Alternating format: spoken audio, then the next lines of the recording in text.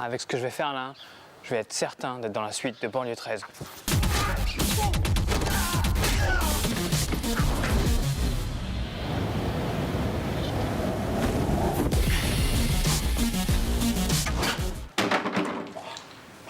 Ça va?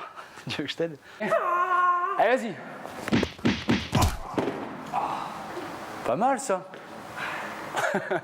Pour une bonne chute, Une bonne chute. Qu'est-ce qu'il faut J'avais vu un reportage où je disais que c'était le tonus dans les genoux. Le but du jeu, ça va être de faire croire aux gens qu'on tombe de haut et qu'on tape fort, mais il va falloir amortir. Et pour ça, il y a des techniques en fait, physiques et mentales, pour amortir ou bien un saut de haut ou long, ou pour amortir ou bien une cascade toute simple. Je vais t'en montrer une.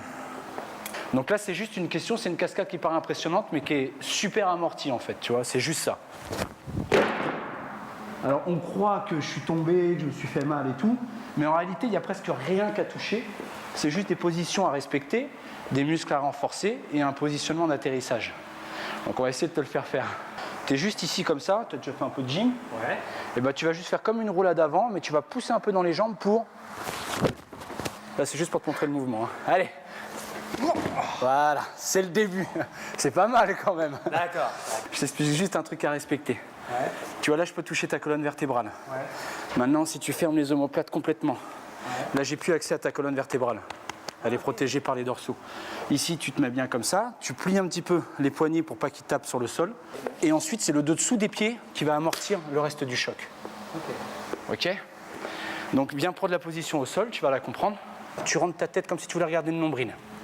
Pour que la tête, elle touche pas au sol. Ça, tu casses un petit peu les poignets, mais pas trop, pour éviter que ça tape. Tu vois. Voilà. Tu te sers que de tes avant-bras pour amortir le choc. Ouais. Tu fermes tes omoplates pour protéger la colonne vertébrale. Les fesses ne touchent pas. Là, voilà, ça, c'est du vide. Et c'est ça qui vient prendre le relais. D'accord. Sauf que, pourquoi tu ne l'as pas vu avec moi tout à l'heure? Parce que quand tu tapes avec les pieds et que tu as amorti, hop, tu les relâches. Fais un essai, là. Tu tapes, poum, et tu les relâches tout de suite. D'accord. Ouais, mais relâche les tends les jambes complètement. Voilà. Là, on le fait qu'au sol.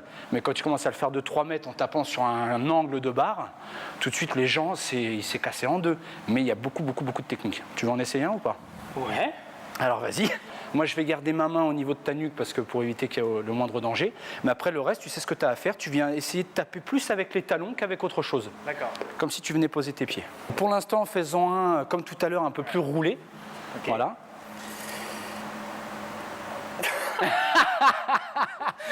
T'as vu? Attends, je vais y arriver, Oh, c'est pas mal. C'est le début, c'est pas mal. Un petit dernier, celui-là va bien le faire. C'est un petit dernier. Donc tu tires bien avec tes pieds pour arriver sur le plat des pieds. Moi, je te protégerai toujours la nuque quoi qu'il arrive. Super, vachement bien, ça vient, un vrai cascadeur. Non, c'est bien. Il apprend super vite. Peut-être dans le 3, il est avec nous. Hein. C'est quelque chose qu'il faut préciser quand même régulièrement, c'est que c'est vrai que tout ce que vous voyez dans les films qu'on fait, c'est préparé par une équipe de cascade. Il y a beaucoup de répétitions, comme on vient de l'expliquer. C'est pas fait au hasard, c'est des professionnels. Et donc justement, je précise bien aux gens qu'il faut faire ça avec des professionnels ou en s'entraînant dans des salles qui sont équipées avec de vrais matelas, parce que ça peut très vite devenir dangereux quand on est en milieu naturel. Voilà. Merci beaucoup, Cyril. Écoute, il n'y a pas de problème.